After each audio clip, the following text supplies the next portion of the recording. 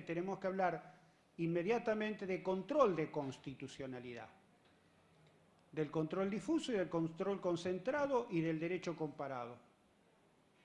Y no nos limitamos a eso, vamos a hablarle de control de convencionalidad. Y vamos a ver cuál es la diferencia con control de convencionalidad y cómo empieza a actuar la Corte Suprema de Justicia. Y vamos a dar el leading case en la materia de hace pocos meses, el caso Hellman. 227 fojas. Y si eso fuera poco, sorprendido, aturdido, desorientado, al alumno le vamos a empezar a desarrollar derecho constitucional del poder, donde no vamos a ver o no vamos a hacer un simple análisis de la división de poderes. Vamos a explicar por qué se siguen emitiendo decretos de necesidad y urgencia. ¿Qué dice el caso Berrochi? ¿Qué dice el caso Consumidores? ¿Por qué hay delegación legislativa y el Parlamento delega al Poder Ejecutivo atribuciones propias que tiene conferida por la Constitución en el 75? Y vamos a hablarle del Poder Judicial Federal con el IURI, vamos a hablarle del sistema provincial porque el estatuto de la universidad nos impone que el estudio de la materia lo tenemos que hacer comparativamente en el ámbito nacional y en el ámbito provincial. ¿Y ya está? No. Tenemos que hablar de los órganos de control. ¿Cómo no vamos a hablar en la Facultad de Derecho de los órganos de control? ¿Y con eso terminamos? No. Tenemos que hablar del sistema federal, tenemos que hablar de las autonomías provinciales y del régimen municipal y por qué es autárquico en la provincia y por qué es autónomo en la provincia de Córdoba. ¿Cómo hacemos en 4 meses? ¿Cómo hacemos con ese estudiante que no tiene siquiera una correlatividad? Lo dijo hoy el doctor Fernández, profesor de Historia Constitucional Argentina. Ni siquiera historia para poder medir de alguna manera estos criterios. Y luego lo que nos dijo el doctor Zuckerman con respecto a Constitucional 2. Tenemos que dar recurso extraordinario. No se da en ninguna otra materia recurso extraordinario. Recurso de inconstitucionalidad, porque en la provincia, previo al recurso extraordinario, tenemos que hablar de recurso de inconstitucionalidad, réplica, habeas data, amparo, legitimación. ¿Cómo hacemos? En un cuatrimestre. Entonces, creo realmente que es la muestra, la documentación más concreta de cómo se ha desplazado el derecho público al punto tal que hay cosas que son manifiestamente irrazonables. Esta es mi objeción. Muchas gracias. Muchas gracias, doctor. Muy amable. Ezequiel Torres. Luego de Ezequiel Torres, Antonella Pecorelli, de la Coalición Cívica Universitaria, y después el doctor Marcelo Bedrovnik. Bueno, buenas tardes.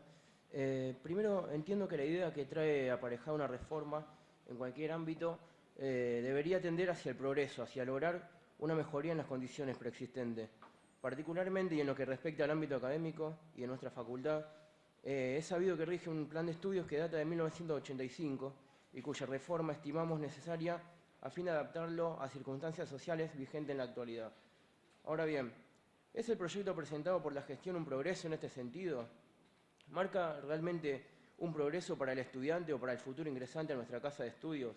¿Busca educar mejores profesionales y prepararlos en mejor forma para la práctica una vez egresados? En cuanto a determinados aspectos que ya se han hablado durante el transcurso de esta audiencia, por ejemplo, en primer lugar, con la engañosa denominación de la semestralización de las materias, se esconde en realidad la realidad de materias cuatrimestrales, lo que implicaría sin dudas una de dos posibles consecuencias. Una, el recorte de contenidos, por los cuales el egresado va a salir sabiendo o con menor conocimiento general elemental para el ejercicio de la abogacía, o una misma exigencia en menor tiempo, lo cual perjudicará al estudiante a quien actualmente se le exige, habiendo cursado, por ejemplo, en procesal penal todo un semestre, se le va a exigir en 4 meses, provocando además el probable atraso para aprobar la materia correspondiente en el correspondiente cuatrimestre y tampoco las correlativas posteriores. Por ende, así, atentar contra otra falsedad del proyecto, el acortamiento de la carrera a 5 años. Consecuencia de este recorte de contenidos será que el egresado deba acudir a posgrados pagos para suplir su falta de formación que, dicho sea de paso, ocupan la mitad de nuestra facultad actualmente. Estudiantes de grado que tenemos prácticamente prohibido el acceso al área norte, a lo cual ahora se le sumó la prohibición de ingresar por la flamante entrada reinaugurada de calle Moreno, y cursamos en aulas cuyas condiciones no son en su mayoría malas y constantemente faltan aulas disponibles. Otra característica del proyecto es la falsa especialización en determinada rama electiva, cuya consecuencia directa será que se adquiera conocimiento solo respecto de esta y el conocimiento general dejado a la suerte de materias cuatrimestrales en las cuales solo se enseñan los lineamientos básicos, cuando lo que marca la realidad es que el egresante debe rebuscársela tomando caso de diversas ramas. En otras palabras, agarra lo que pueda. Por ejemplo, si concursa para ingresar como empleado del Poder Judicial, no elige a qué juzgado se lo designará, tampoco. Reiterando la idea mencionada, es fundamental evitar el recorte de contenido sumamente perjudicial para nuestro futuro profesional. Otro punto del que adolece tanto el plan vigente en la actualidad como el proyecto bajo análisis es la falta de una real preparación en práctica profesional. Es sabido que el estudiante en su mayoría desconoce cuestiones fundamentales de la práctica tribunalicia. Por dar un ejemplo,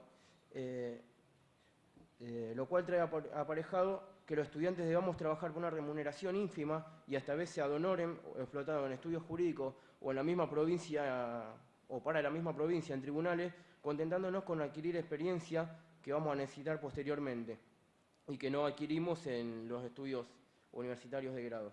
En otro orden de ideas, la cuestión fundamental de la aplicación de la reforma.